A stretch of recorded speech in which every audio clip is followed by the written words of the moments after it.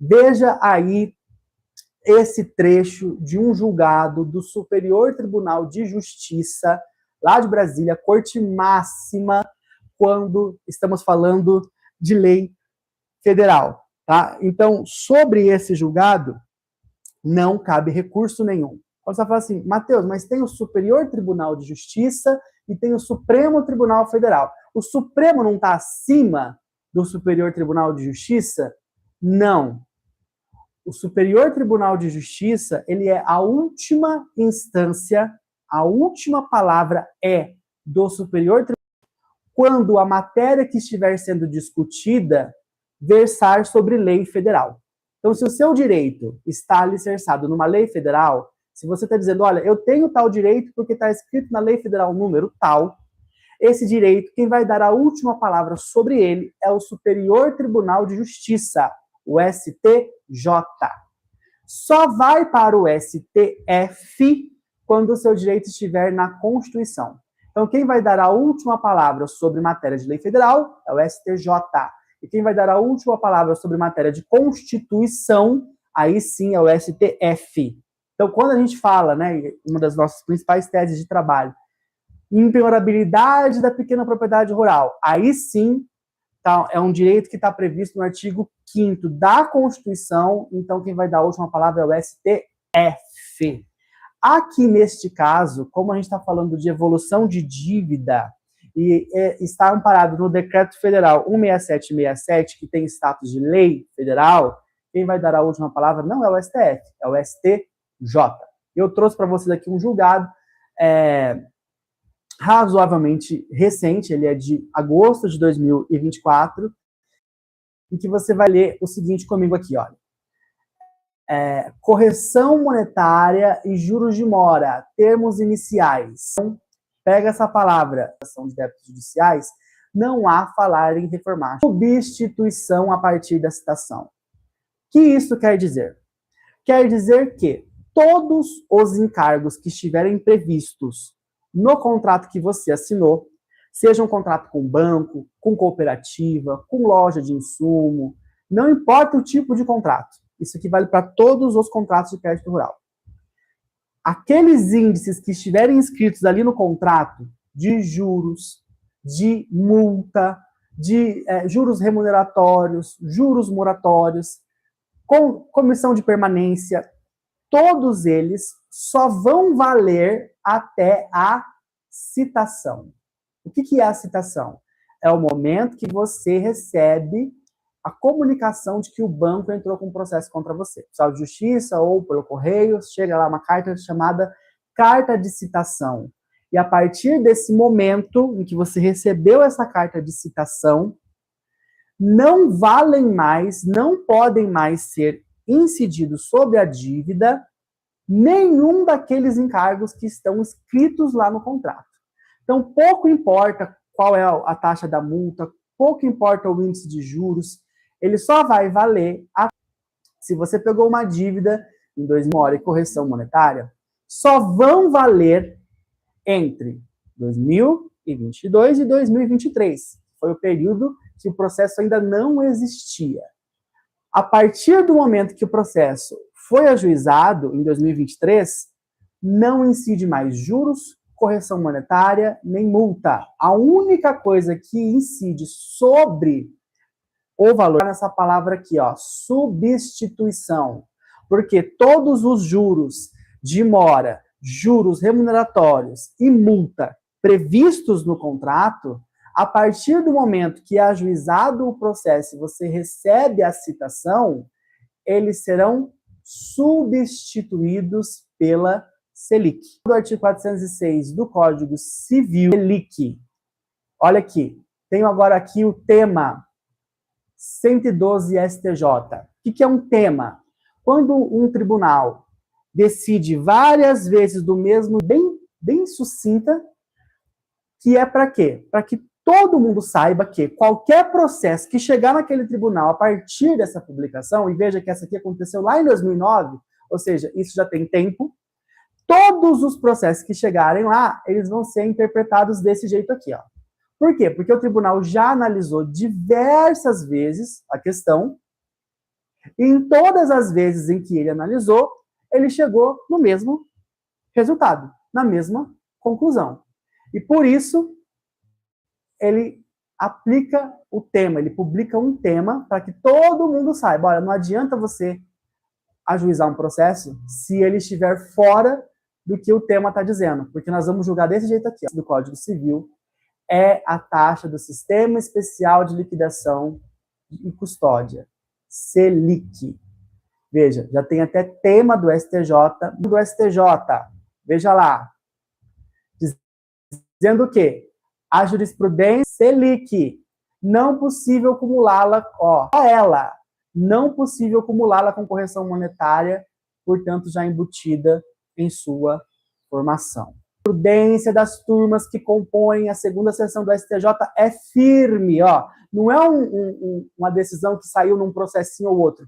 Veja, todos os julgados que eu estou compartilhando reafirmam, ó, a gente está decidindo isso já tem muito tempo. A jurisprudência é firme no Civil de 2002, ou seja, desde 2002, gente, a taxa Selic deve ser utilizada como índice de correção monetária e juros de mora das parcelas dos contratos pagas em atraso, sendo vedada sua acumulação com qualquer outro índice de correção, sob pena de bis in idem. O que é bis in idem? Cobrança duplicada, sob pena de ser considerado cobrança duplicada.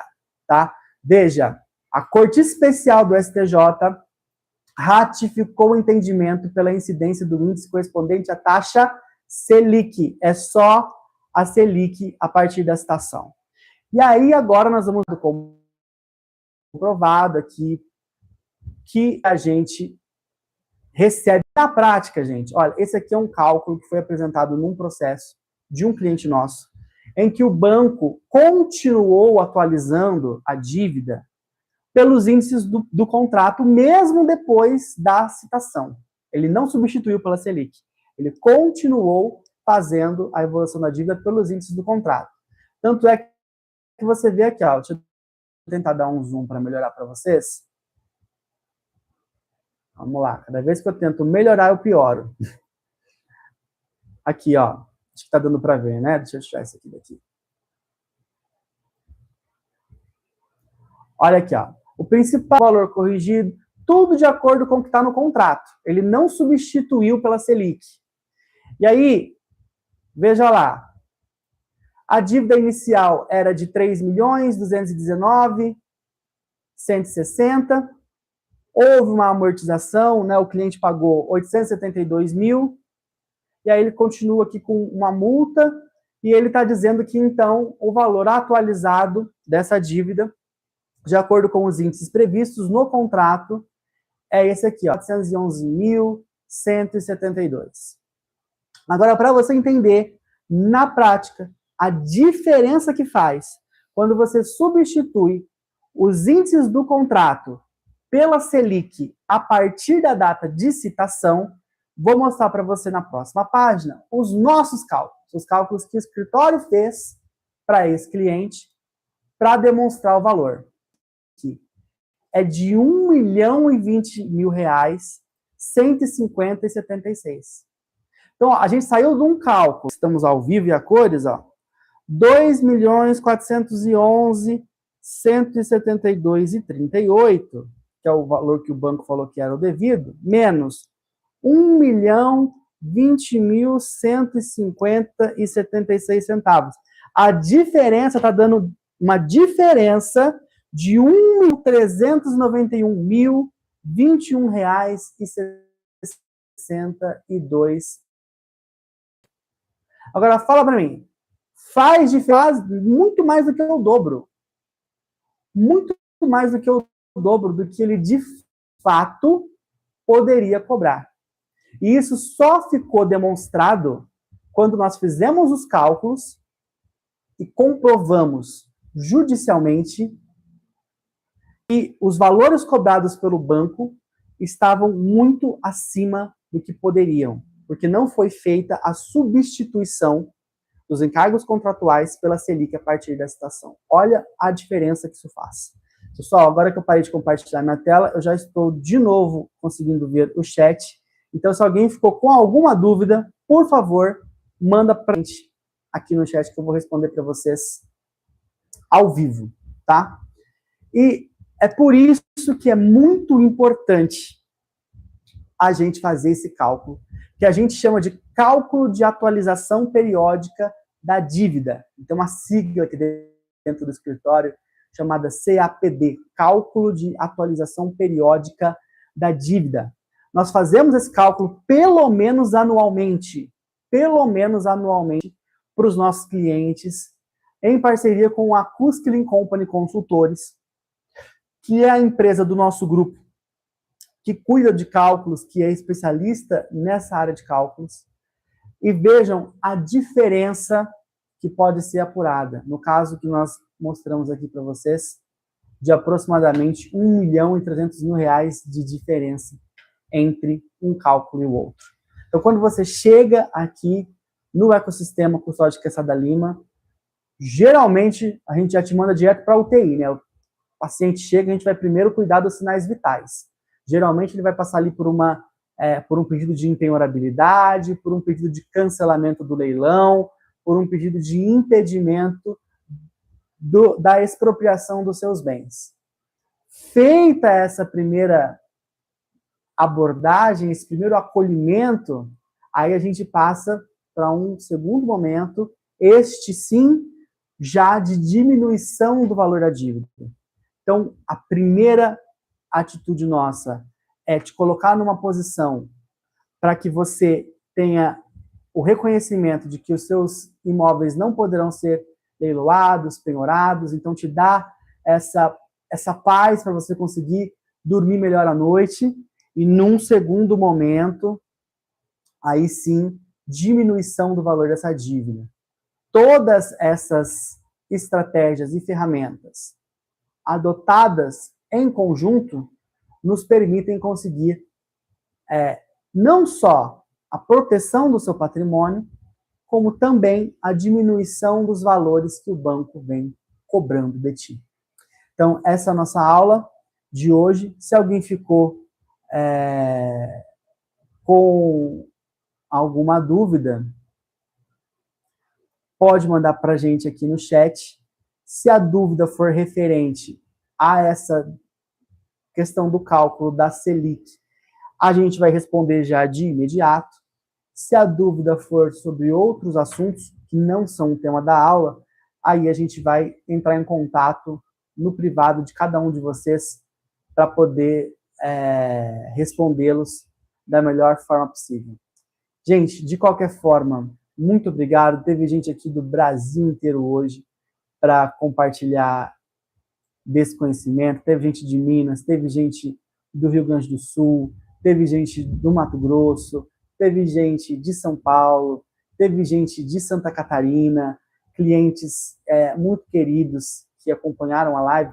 Os nomes de vocês aqui, para mim, são muito familiar. Eu vejo os processos de vocês diariamente, né? Nunca tive, às vezes, o prazer de falar pessoalmente com a Marlene, com a Neuza, com o Remy, com a Sandra, mas eu estou sempre vendo os nomes de vocês aqui no escritório, nos processos, com o Antônio Carlos Fachin, estou sempre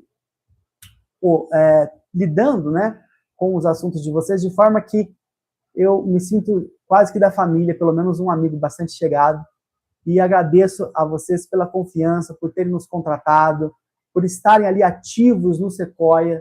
Toda semana, quem faz parte do Sequoia sabe disso. Toda semana nós temos resultado para mostrar. Nós não somos um escritório que fica parado no tempo só fazendo promessas.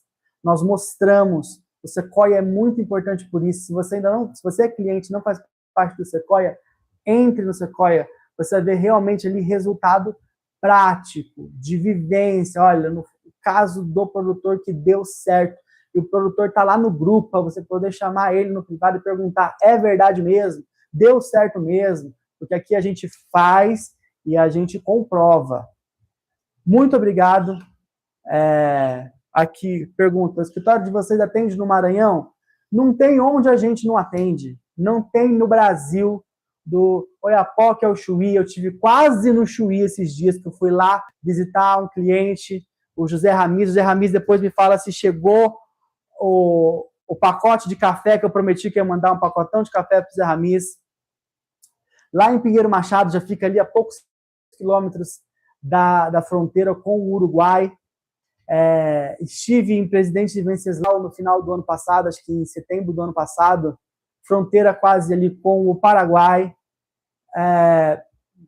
Estive agora, mais recentemente ainda, no Paraná, acho que semana passada eu estava no Paraná, fronteira também com o Paraguai, fronteira com outros estados. A gente está correndo o Brasil inteiro.